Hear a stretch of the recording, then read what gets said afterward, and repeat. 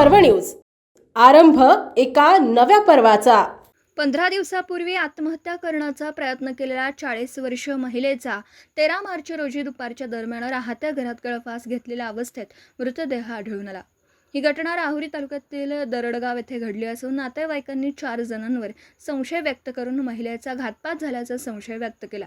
या घटनेतील मयत जया नामदेव हारदे वय वर्ष 40 राहणार दरडगाव तालुका राहुरी यांनी सुमारे 15 दिवसांपूर्वी विषारी औषध घेऊन आत्महत्या करण्याचा प्रयत्न केला होता, परंतु वेळीच उपचार मिळाल्यामुळे त्यावेळी त्यांचा जीव वाचला।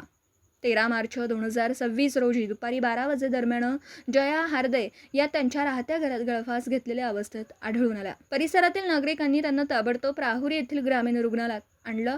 वैद्यकीय अधिकारी प्रवीण क्षीरसागर यांनी उपचारापूर्वीच त्यांना मयत घोषित केलं। त्यावेळी मयत जया हारदे यांची मुलगी व मुलाने सांगितलं की शेतीच्या कारणावरून जया हारदे यांचा सासरच्या लोकांकडून छळ सुरू होता।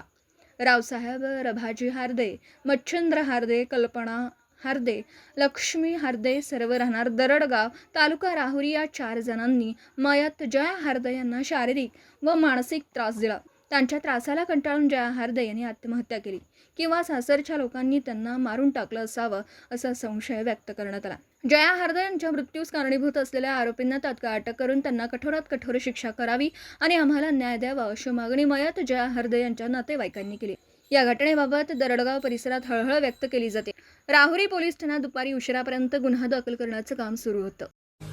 पुणे शहरातील आणि जिल्ह्यातील महत्त्वाच्या आणि ताज्या बातम्या पाहण्यासाठी आजच आमच्या आरंभ पर्व न्यूज चॅनलला YouTube वर सबस्क्राइब करा आणि बेल आयकॉन प्रेस करा।